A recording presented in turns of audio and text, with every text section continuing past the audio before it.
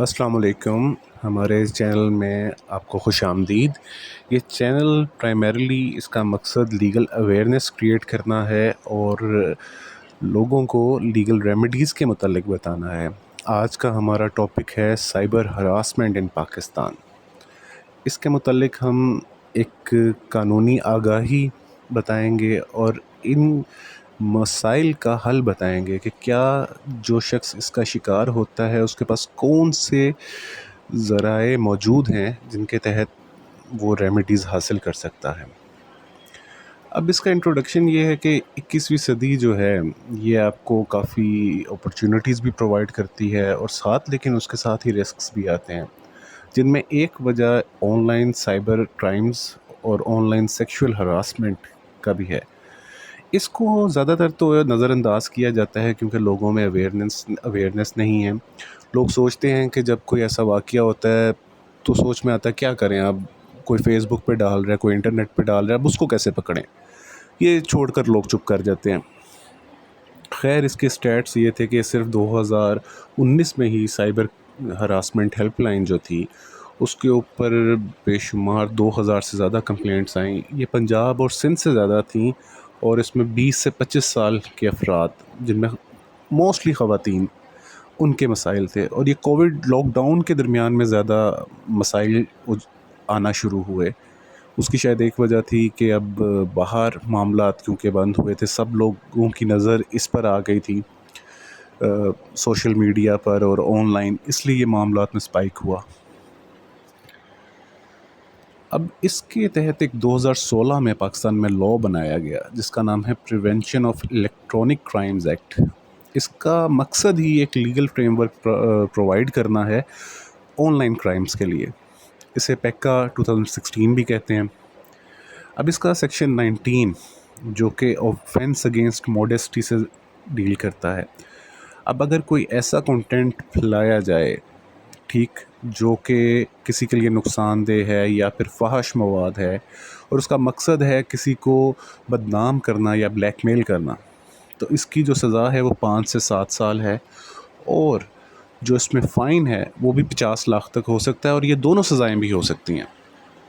تو یہ ایک سیریس اوفینس ہے. دوسرا سائبر سٹاکنگ، کوئی آپ پر جاسوسی کرتا ہے، آپ کو بار بار میسیجز کرتا ہے، آپ کی پکچرز، آپ کی ویڈیوز آپ کی مرضی کے بغیر شیئر کرتا ہے، تو یہ سائبر سٹاکنگ کے زمرے میں آتا ہے اور اس کی سزا بھی 3 سے 5 سال قید ہے اور 1 کروڑ روپے فائن ہے یا پھر دونوں. اب اگر ایسا صورتحال آپ کو پیش آتی ہے تو آپ اس کو رپورٹ کہاں پہ کریں گے؟ تو FIA کا سائبر کرائم ونگ ہے، آپ ادھر رپورٹ کر سکتے ہیں.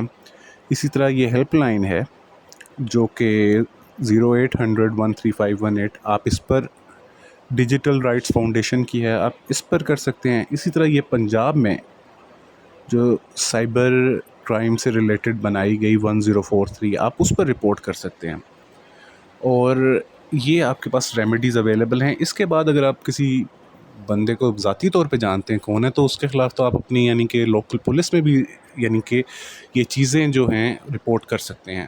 پر اگر وہ صرف آن لائن ہے اور آپ نہیں جانتے یہ کون ہے تو سائبر کرائم کو آپ رپورٹ کریں گے اور as soon as possible report کریں.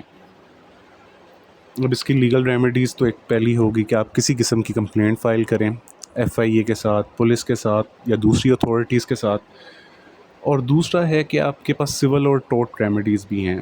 یہ ہم لاء آف ڈیفیمیشن میں یا سوٹ فار ڈیمیجز اور دیگر چیزوں میں ہم آپ سے ڈسکس کریں گے. حد کے عزت کا جسے ہم کہتے ہیں کہ نوٹس دے دیا گیا اور بہت بڑی اماؤنٹ میں دیا جاتا ہے اور کورٹس اس کو سیریس لیتی ہیں، اس کو بھی ہم ایک ڈیٹیل میں ڈسکس کریں گے کہ وہ کیا معاملہ ہے. اور اسی طرح آپ اس کو ایک کورٹ سے جا کر آپ رابطہ کر سکتے ہیں اور عدالتیں جو ہیں اس میں آپ کو فائدہ دیتی ہیں.